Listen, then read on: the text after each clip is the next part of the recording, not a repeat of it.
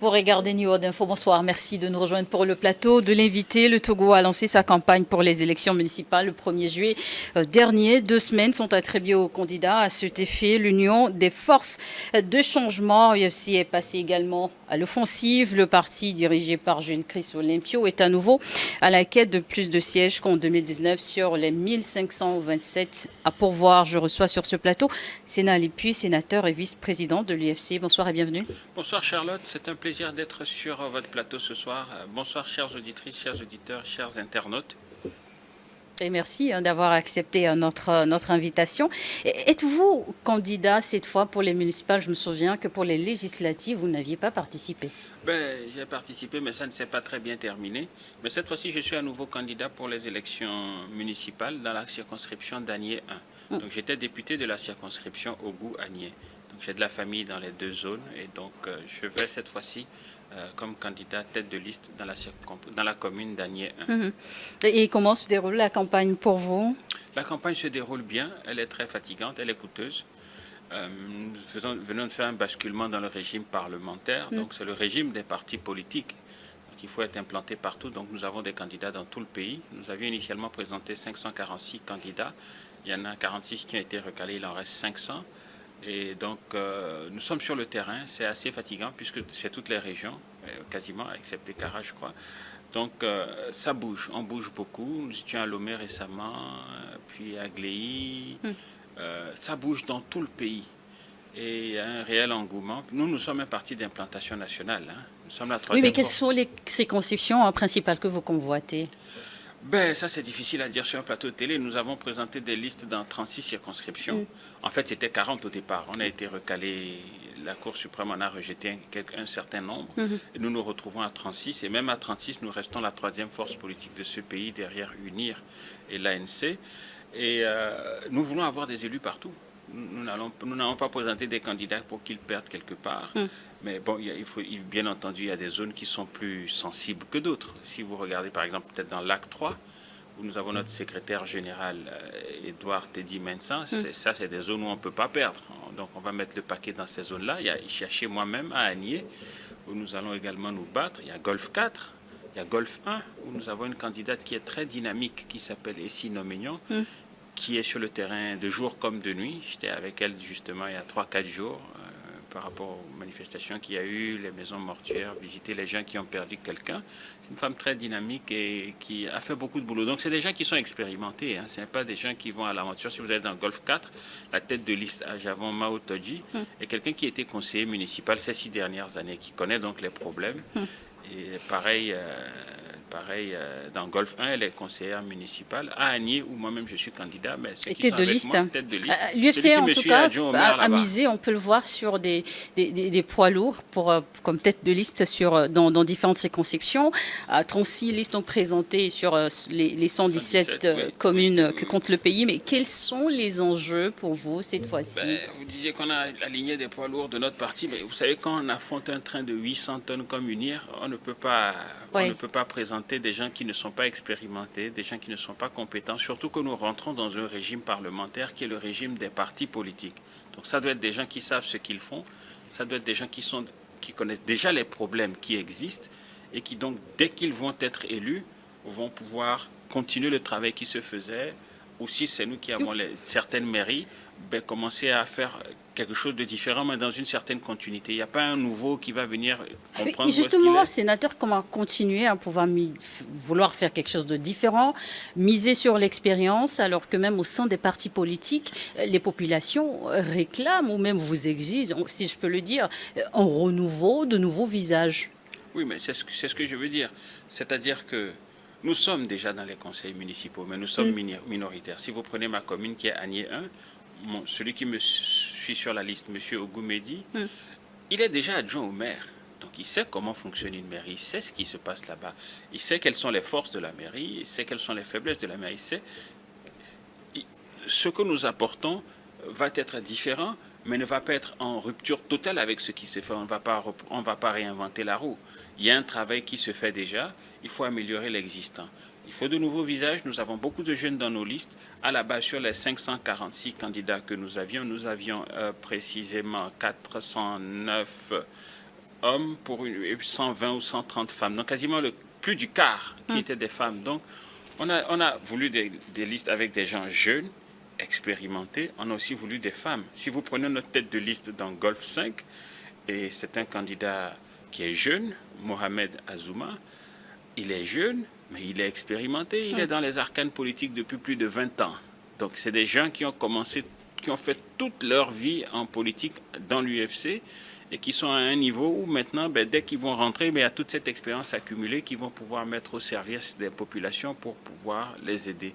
Donc bon, nous sommes un parti expérimenté, nous sommes la 3e force politique de ce pays. Et quels sont vos objectifs et votre vision pour ce nouveau scrutin local?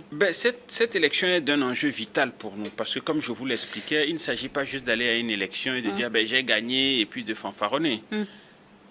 Le régime parlementaire, c'est un régime par excellence pour les partis politiques. Et la démocratie à la base, c'est dans les communes. Donc en termes de proximité des populations, ces élus-là vont devoir faire des alliances, que ce soit avec le parti au pouvoir ou d'autres forces politiques, pour pouvoir trouver un équilibre qui va permettre de servir directement les populations. Et donc pour nous, c'est là que va s'apprendre la vraie démocratie. Ceux que nous avons qui sont jeunes aujourd'hui comme conseillers municipaux, nous espérons que dans 6 ans, ils aient l'expérience qu'il faut pour maintenant peut-être soit rejoindre le Parlement ou un conseil régional, et pourquoi pas sénateur pour d'autres qui sont d'un certain âge, un peu plus âgés, ou en tout cas. Donc c'est une école, et c'est l'école primaire de la démocratie ici, en quelque sorte. Et nous, elle est d'un enjeu vital parce que nous avons eu des résultats que nous aurions voulu différents pour les élections législatives. Nous nous sommes rattrapés au Sénat un tout petit peu. Sur 61 sénateurs, nous en avons 2. Et là, maintenant, nous allons aux élections. Aux précédentes élections municipales, vous en aviez eu 44. Remporté 44 sur les 1527. Voilà. Le problème qu'il y avait eu, c'est que nous sortions juste des élections législatives dans lesquelles nous avions mis tout notre argent. Et quelques mois après, on nous dit qu'on va au municipal. Donc, nous étions désargentés et nous n'avions pu présenter que des listes dans 39 communes. Et donc, sur les 39, on a eu 44. Ce qui veut dire que, littéralement, dans chaque commune, on a eu au moins un élu ou plus. Alors cette fois-ci, on voulait beaucoup plus. Nous étions en position de présenter des gens dans plus de 60 circonscriptions. Vous connaissez la situation économique du pays, elle est difficile, il y a des problèmes de moyens. Et les partis d'opposition se sont considérablement affaiblis.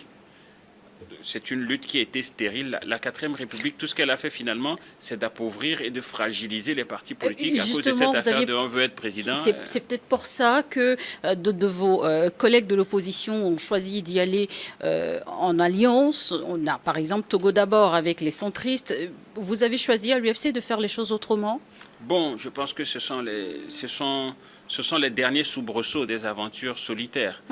Nous sommes en groupe parlementaire avec tous les membres de Togo d'abord, puisque je suis président du groupe parlementaire de la coalition C5 au Sénat. Tout à fait. Et donc, c'était sur la table qu'on aille ensemble. En dernier ressort, le bureau politique et le bureau directeur de mon parti ont choisi d'aller seuls plutôt qu'en coalition. C'est mon choix personnel d'aller en coalition, mais nous sommes un parti politique et donc même moi qui suis numéro 2 du parti, je suis discipliné et je m'incline devant la décision du collectif. Mais si on était parti en groupe, on aurait peut-être aligné des candidats dans près de 108 communes. C'était ce qu'on était en train de voir et pour constituer une véritable force du centre. Mais Togo d'abord existe toujours. Ce sont nos frères, ce sont nos amis, nous sommes du même groupe parlementaire. Tout ça là, c'est le centre. Dans le centre maintenant, nous sommes à l'échelle nationale, 3e, et on va se retrouver pendant ou après l'élection, forcément. Nous avons dépassé la politique des partis politiques où on veut prouver qu'on est le coq de la basse-cour. Pour nous, c'est la patrie avant les partis. Que ce soit les partis au pouvoir unir et les partis du centre, où tout ça là, nous ne les voyons pas comme des adversaires ou des gens à combattre.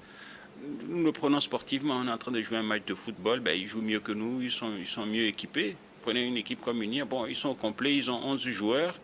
Avec 6 ou 7 remplaçants. Mais les populations, elles attendent de gagner avec vous. Ils sont dans une mentalité justement, dépassée. sur quoi est-ce que l'UFC a choisi de miser cette fois? Pourquoi vous choisir de nouveau? Comment attendez-vous à renforcer ou à regagner la confiance de votre électorat? Alors nous, ce que nous disons, c'est qu'il faut dépolariser la vie politique au Togo. C'est cette polarisation que vous avez revue récemment avec des tentatives de manifestations dans les rues. On est radical, on veut tout chambouler et on est radical de l'autre côté, et ça se rentre dedans, et ça ne donne rien de bon pour personne. Nous nous disons qu'il faut un centre fort. Il faut un centre fort. On met les radicaux de côté, on a le plus grand nombre au centre, et on essaie d'avancer. Je suis convaincu qu'au sein du parti UNIR, il y a plus de progressistes que de conservateurs. Et je suis convaincu également que dans l'opposition, il y a plus de progressistes que de radicaux conservateurs qui veulent tout mettre à plat. Alors, il faut travailler avec ceux qui veulent construire. On travaille avec ceux qui sont là, on travaille avec l'existant, on essaie de l'améliorer. Et le vrai problème que nous avons aujourd'hui, c'est la vie chère. C'est le manque d'eau, d'électricité, d'emploi, un système éducatif qu'il faut améliorer, une meilleure santé pour tous à un moindre coût, une meilleure sécurité pour tous, surtout dans le Grand Nord.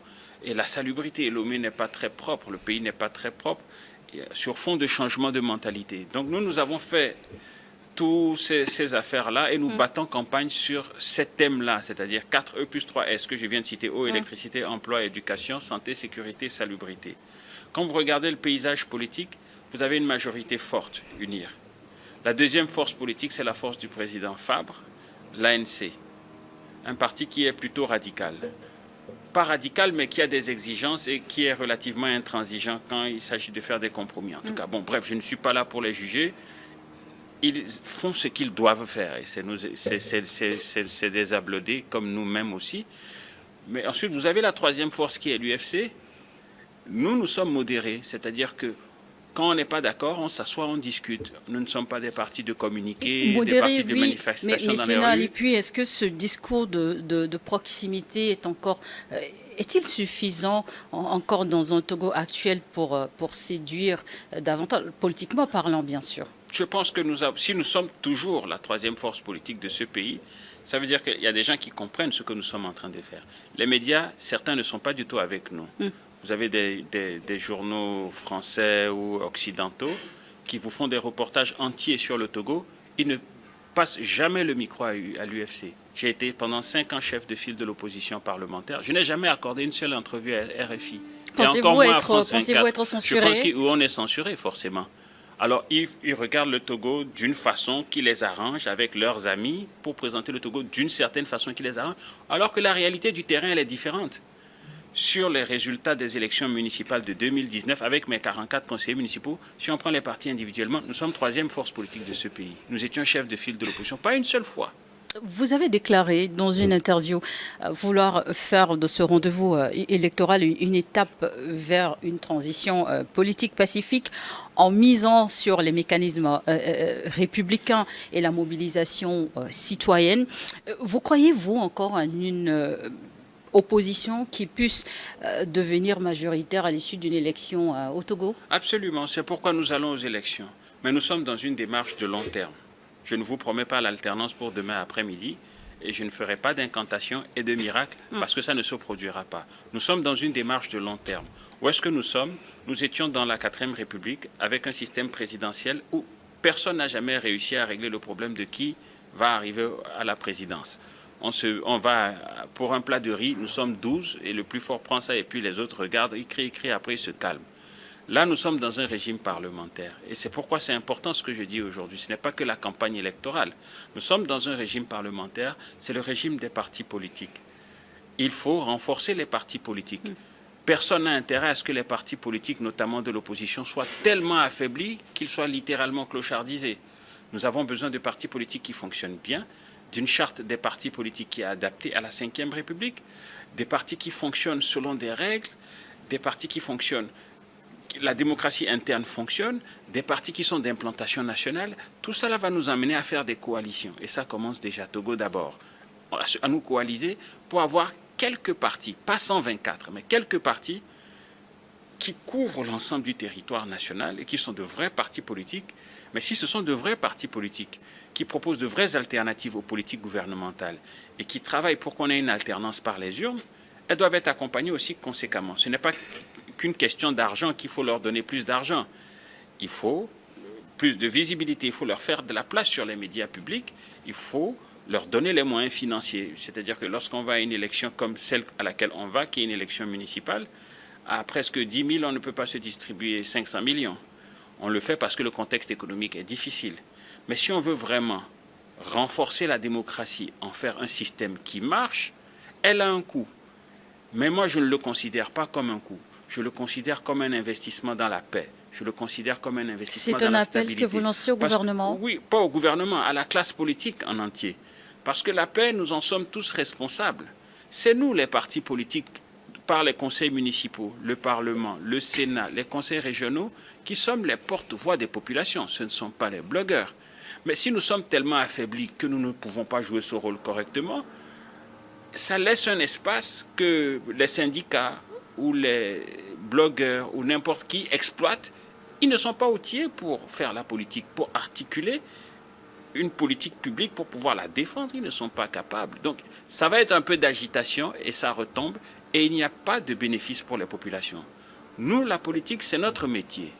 Donc, ce que je dis, c'est que nous sommes rentrés dans une république des partis, le régime parlementaire.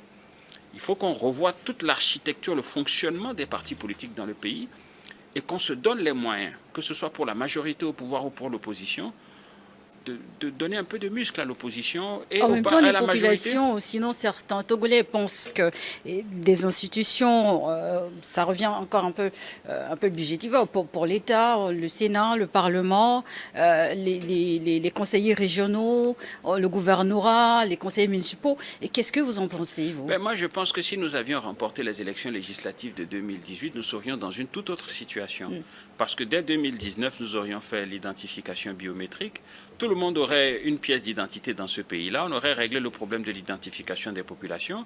Et à partir de là, on pourrait la segmenter puisque nous allons la fiscaliser. Tout le monde aura, avec ce numéro-là, une façon dont l'OTR l'identifie et le classe comme vulnérable, revenu moyen, revenu élevé.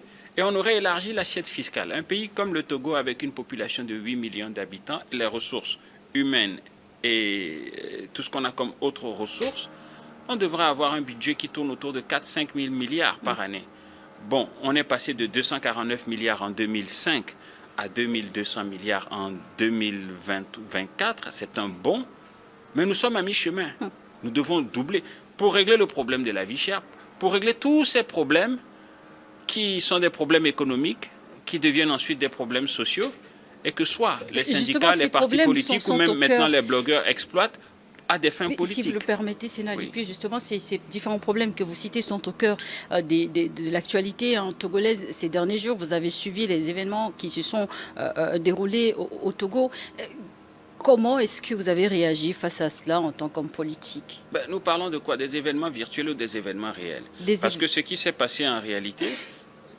Les revendications ici et là. Absolument. Non, les revendications, elles sont fondées. Qu'on ne se méprenne pas. C'est-à-dire que ce que les gens racontent. Et justement, restons sur les revendications. Quelles sont les solutions concrètes au niveau politique, en tant qu'acteur politique? Quelles sont les solutions concrètes que vous proposez? Alors nous, ce que nous sommes en train de dire, c'est que il faut améliorer la situation économique des Togolais. Il faut stimuler la demande. Il faut qu'on ait des politiques keynésiennes dans ce pays. Dans un premier temps, je sais que ce n'est pas tout à fait aligné avec le libéral que je suis, qui est plus préoccupé par réduire l'inflation et les déficits publics. Mais dans un pays où la pauvreté a atteint ce niveau, même si on l'a énormément résorbée, il faut forcément mener des politiques keynésiennes pour stimuler la demande. Et ensuite, on aura pu structurer notre économie qui génère suffisamment de revenus pour qu'on puisse avoir les deux poumons de recettes fiscales que seront l'impôt sur les sociétés et l'impôt sur le revenu. Avec à la clé de nombreux emplois, des filets sociaux, une population plus éduquée, un changement de mentalité qui s'impose. Donc où est-ce qu'on est? On a vraiment besoin de continuer à emprunter de l'argent pour stimuler la demande, pour booster l'économie. Mais si on emprunte de l'argent pour booster l'économie, il faut que cet argent-là serve à des investissements productifs. Si on laisse le niveau de corruption au niveau où est-ce qu'il est, c'est comme si vous allumez la climatisation et puis laissez les fenêtres ouvertes pendant la canicule. Vous ne ressentirez rien, mais vous paierez la facture d'électricité, qui justement est en hausse.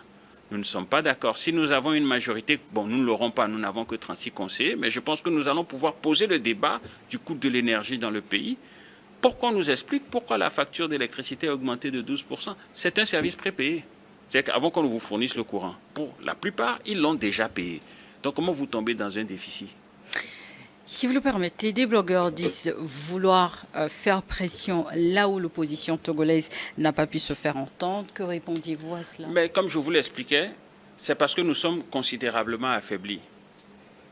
En 2007, nous avions... Cela dit, En l'opposition, vous 2007, pensez avoir l'UFC failli seul, quelque nous part? avions quasiment 900 000 voix. Nous étions au coude à coude avec le Parti Unir.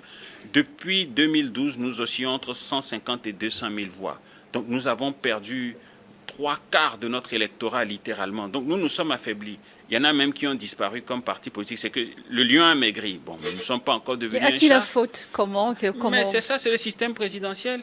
On dit qu'on veut l'alternance, il faut trouver un messie. Celui qui est assis est là, il a tous les leviers. Vous n'avez rien, vous criez. Vous allez chercher un oiseau rare, il tente le tout pour le tout à chaque élection présidentielle. Après, c'est des fractures sociales, des fractures, des problèmes économiques. Et on perd encore 5 ans. Maintenant, celui qui a la majorité au Parlement gagne. Nous devons travailler pour que les processus électoraux soient de plus en plus transparents et que les élections soient de plus en plus claires. C'est ça le défi. Et nous allons au municipal, nous allons. À toute élection qu'il y aura, nous irons en travaillant pour que, élection après élection, les conditions électorales s'améliorent et qu'on s'approche d'une alternance. Et c'est pourquoi je vous dis que nous sommes dans une démarche de long terme. Nous finirons avec les municipales maintenant, c'est parti pour dans 6 ans. Pendant 6 ans, il va falloir être patient, institutionnaliser nos partis, revoir cette architecture-là, polir notre offre politique, avoir plus d'adhérents dans nos partis politiques pour être de vrais partis politiques. Nous l'avons déjà été et nous sommes en phase de remontée. Mais on est confronté aux problèmes que les partis politiques ont.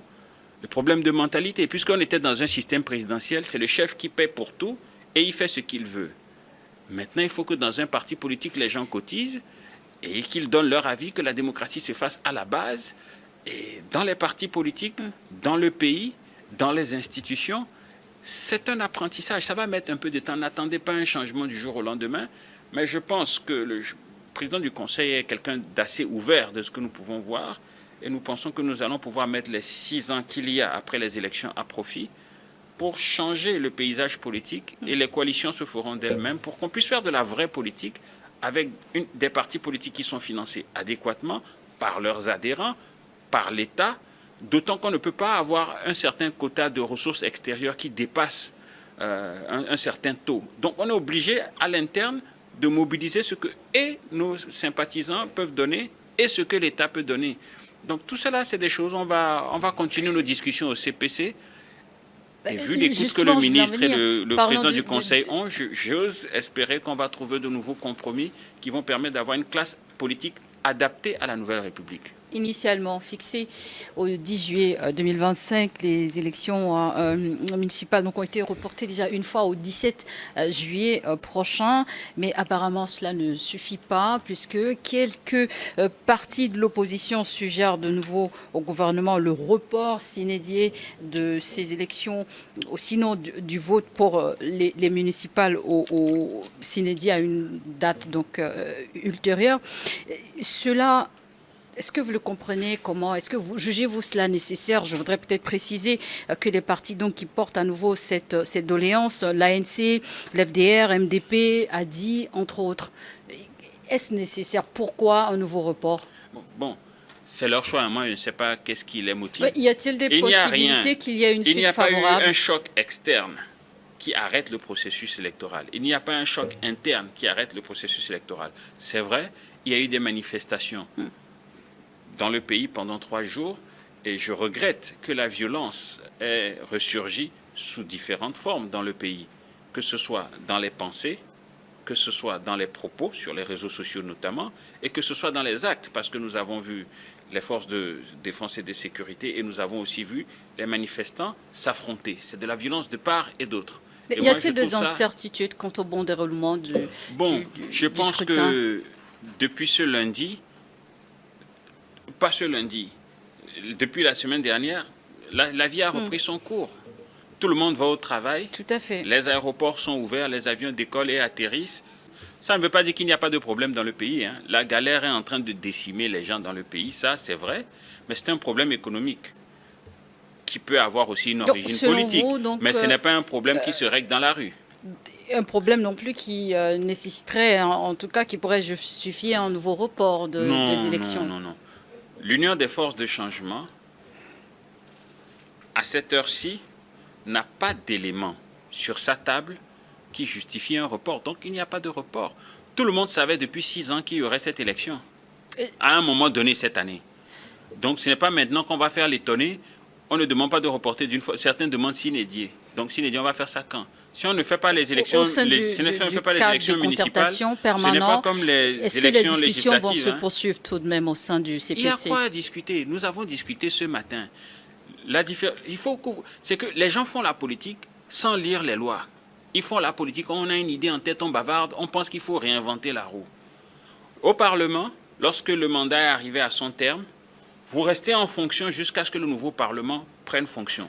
Vos pouvoirs ne sont pas diminués. Ce n'est pas comme le gouvernement où quand le Premier ministre démissionne, le sujet a été abordé, oui. Et le gouvernement remet sa démission, on expédie les affaires courantes. Donc au niveau du gouvernement, il y a ce qu'on appelle les affaires courantes. Au niveau du Parlement, il n'y a pas d'affaires courantes. Vous gardez vos pleins pouvoirs jusqu'à ce qu'une nouvelle assemblée vous remplace. Au niveau des conseils municipaux, si le mandat est fini, on n'a pas vos remplaçants, on va devoir retourner à un système de délégation spéciale en attendant d'aller aux urnes. Donc si les gens ne perçoivent pas ces nuances-là, et puis les gens sont dans un bar en train de boire une bière et penser qu'il faut inventer ce qui va arriver, et ensuite quand l'idée leur paraît lumineuse après quelques bières, et ils vont dans la presse pour balancer ça, ben on n'est pas plus avancé, on est plutôt intoxiqué. L'ANC, l'FDR, MDP a dit, PSR, entre autres, des partis politiques de l'opposition qui, donc, dans un communiqué, demandent le report de l'élection, sinon du vote du 17 juillet pour le compte des élections municipales, un report s'inédié. La question a été abordée donc au sein du cadre de concertation permanent. Absolument. Pour être plus clair, quelle est donc la suite donnée aux discussions? Non, un consensus s'est dégagé. Il n'y avait pas tellement de... Cela dit en clair, il n'y aura pas de report. Non, moi je ne suis pas la CENI et je ne suis pas le gouvernement. Je suis un candidat. Je ne convoque pas le corps électoral. Je n'ai aucune emprise sur la date des élections. Eux, ils disent qu'ils veulent un report. Nous, nous disons, bon, pourquoi vous voulez un report? On n'a pas d'explication valable. Bon, on constate simplement que nous sommes en pleine campagne. Nous avons booké une semaine de campagne. Ils ont empoché l'argent de la campagne, c'est dans la poche, c'est en train d'être dépensé. Et on nous dit maintenant qu'il faut reporter. Bon, qu'est-ce qu'on va faire? On retourne l'argent au gouvernement. Quand on va reporter, on va encore nous redonner l'argent pour aller battre campagne. Bon, à un moment donné, c'est l'argent des Togolais. Hein. Cet argent-là, qu'on fait la campagne avec, ce n'est pas l'argent d'un voisin. Donc, il faut respecter un peu la souffrance des Togolais, surtout dans ce contexte où les gens souffrent, les gens ont faim, les gens cherchent à joindre les deux bouts. On prend les gens pour s'amuser, quoi. On s'amuse avec la vie des gens. Je ne suis pas du tout content qu'il y ait eu 7 morts dans ce pays. On était supposé avoir tourné la page de la violence politique dans ce pays. C'est pour ça que Gilchrist Olympio a signé l'accord en 2010 et que le pays est resté en paix quand même pendant un moment. On a été chef de file de l'opposition pendant 5 ans. Il n'y a pas eu un mort au Togo. Comment se fait-il qu'en 2025, en plein 21e siècle, pour des problèmes économiques et sociaux, ou même politiques, on compte 7 morts? Si vous voulez l'alternance, c'est dans les urnes. Nous allons aux élections dans 10 jours. Vous avez 2 choix, à vrai dire. Vous n'en avez pas plusieurs. Vous pouvez avoir l'illusion d'en avoir plusieurs. Vous avez soit la majorité, vous voulez la continuité, unir, vous votez pour unir et on continue. Vous voulez un changement, vous voulez essayer autre chose, c'est l'UFC. Parce que si vous votez pour la deuxième force... je comprends que vous vous adressez donc oui, à votre électorat. Justement, vous allez rentrer dans un clivage, ils ne vont pas pouvoir même travailler ensemble. C'est n'allez plus, donc nous sommes presque à la fin de cette émission, puisque nous sommes en pleine campagne, ou sinon que vous êtes en campagne, puisque vous êtes candidat et tête de liste dans le goût Agnier. La caméra pour vous adresser donc à votre électorat. Mes chers concitoyens, mes chères concitoyennes, l'élection municipale, c'est comme l'école primaire de la démocratie dans un régime parlementaire. En cette période d'élection, nous votons dans 10 jours. N'émiettez pas vos voix. Ça ne sert à rien d'être dans un conseil municipal où on a juste 1 ou 2 conseillers. Soit vous votez pour la majorité, ou si vous voulez voter pour une alternative qui est crédible, c'est l'UFC. Les radicaux et les autres, c'est aller à l'aventure. C'est des aventures sans lendemain. Donc moi, je vous invite à massivement voter pour l'UFC, partout au Togo, dans Golfe 4, à Javon-Haï, dans Golfe 1, Essie-Noménion, dans Lac 3, Minsan, Teddy, Edwards, Bon, moi-même, ça se passe de commentaires. Donc faites le bon choix, faites le choix de la Blodée, faites le choix de l'UFC. Merci d'être donc passé sur le plateau de l'invité sur Niwa TV. Je rappelle donc pour nos téléspectateurs Sénal, et puis vous êtes sénateur, vice-président de l'UFC, l'Union des forces de changement. Merci à vous également de nous avoir suivis sur Niwa Info. C'est moi qui vous remercie.